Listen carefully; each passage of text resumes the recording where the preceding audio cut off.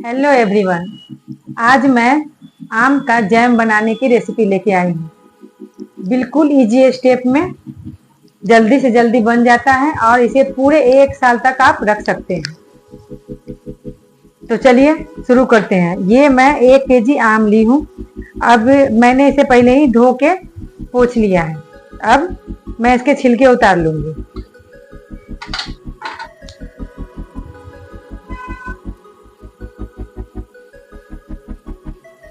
जब भी आप जैम के लिए आम यूज करें तो हल्का खट्टा वाला ही लीजिए, क्योंकि ज्यादा खट्टा होगा तो जैम उसका अच्छा बनेगा भी नहीं और चीनी भी ज्यादा डालना पड़ेगा।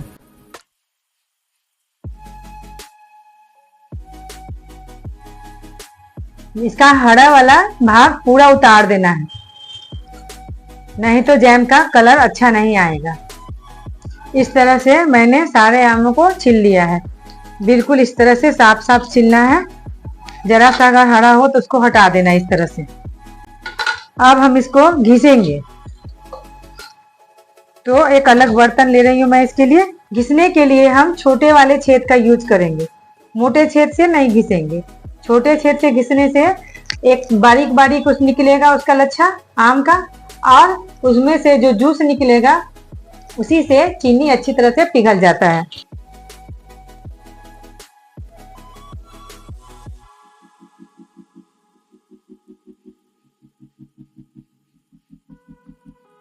इस तरह से बारीक बारीक घिस के निकलेगा तो पकाने में भी इजी होगा और वो एकदम जैम के जैसा दिखेगा भी।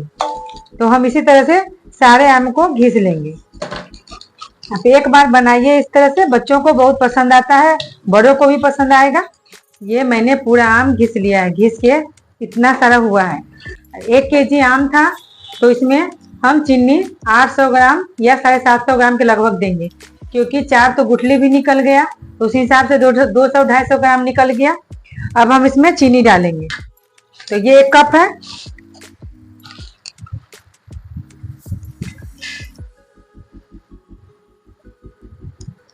जब भी आप चीनी डालें हमेशा वजन से ही चीनी डालें। अगर आप ज्यादा मीठा खाते हैं तो 1 केजी डाल सकते हैं।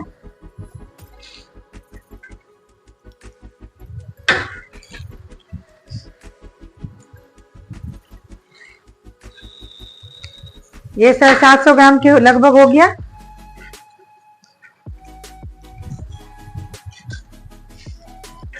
ये 800 ग्राम के लगभग हो गया। अब हम इसको मिला के 2 से 3 घंटे के लिए छोड़ देंगे ढक के। चीनी अपने आप पानी छोड़ देगा।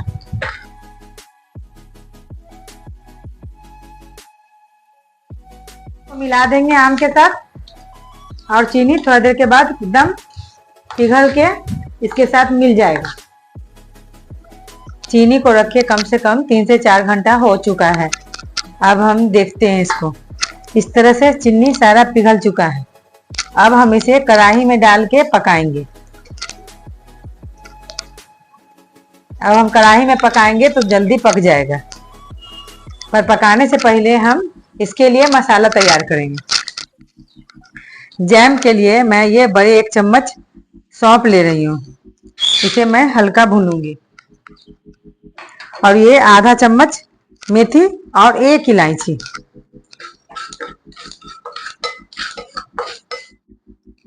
अब इसी में मैं मेथी और इलायची भी डाल दूंगी। अब कढ़ाई को मीडियम लो फ्लेम पर चढ़ाएंगे। अब मीडियम लो फ्लेम पर ही पकाएंगे, गैस के फ्लेम को हाई नहीं करेंगे और कंटिन्यू चलाते हुए हम इसको पकाएंगे।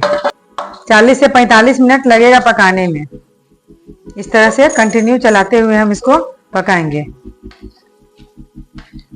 जो मसाला मैंने भुना है इसे एकदम पाउडर बना के फिर इसमें डालेंगे बाद में। और इसके साथ मैंने मिर्चा नहीं मिलाया है, क्योंकि बाद में मैं इसमें मिर्चा का पाउडर डालूंगी ताकि कलर भी आ जाए और टेस्ट भी।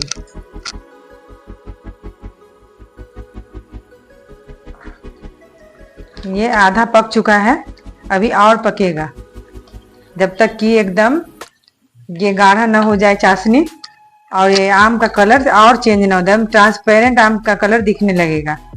अब यहीं पर हम थोड़ा सा नमक डालेंगे। क्योंकि कोई भी चीज़ हम आम का खटमिठी चाहे कुछ भी बनाते हैं तो उसमें थोड़ा सा नमक डालते हैं, ज़्यादा नहीं डालना है, बस आधा चम्मच से कम ही डालना है। इस तरह से हम चलाते हुए अभी और पकाएंगे, कम से कम 20 मिनट अभी और पकाएंगे इसको हम। अब ये पूरी तरह से तैयार हो चुका है, इसे बस आप 5 मिनट और पकाना है। पूरा आम पक चुका है, कहीं भी कोई आम सफ़ेद नहीं दिख रहा है, बस थोड़ा सा गीला है तो इसीलिए थोड़ा सा और पकाना है। अब इसी स्टेज पे हम इसमें आधा नींबू का रस डालेंगे, सिर्फ आधा नींबू का रस। नींबू डालने के बाद 5 मिनट तक और पकाएंगे, उसके बाद हम गैस को बंद कर देंगे। फिर इसमें हम मसाला डालेंगे। अब ये पूरी तरह से पक चुका है, अब हम इसी स्टेज पे गैस को बंद कर देंगे। ये अभी थोड़ा गीला दिख रहा है, लेकिन 4-5 घंटे के बाद चाशनी बिल्कुल सेट हो जाएगा। अगर हम ज़्यादा पका देंगे तो एकदम जैम टाइट हो जाएगा, इसीलिए इसे हम अभी इसी स्टेज पर बंद कर देंगे और गैस बंद करके फिर इसमें हम मसाला डाल देंगे। इसका जो मैं मेथी और सौंफ का मसाला तैयार की थी वो है ये। 1 चम्मच मैं कश्मीरी मिर्च डाल रही हूँ, इससे कलर और थोड़ा बहुत टेस्ट भी आ जाएगा। इसे तीखा नहीं करना है, इसीलिए मैं दूसरा मिर्चा पाउडर नहीं डाली हूँ।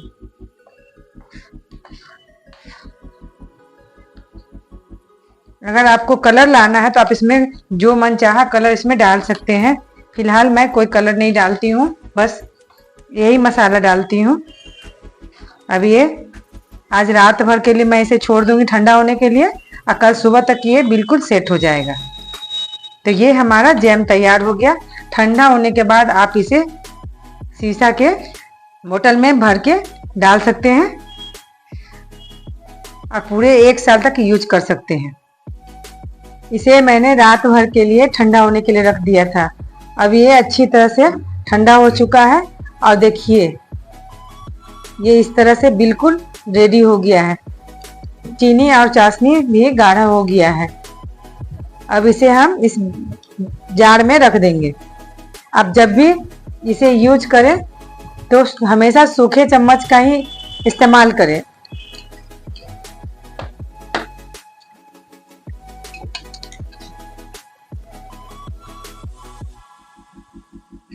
अब ये पूरी तरह से रेडी हो गया है।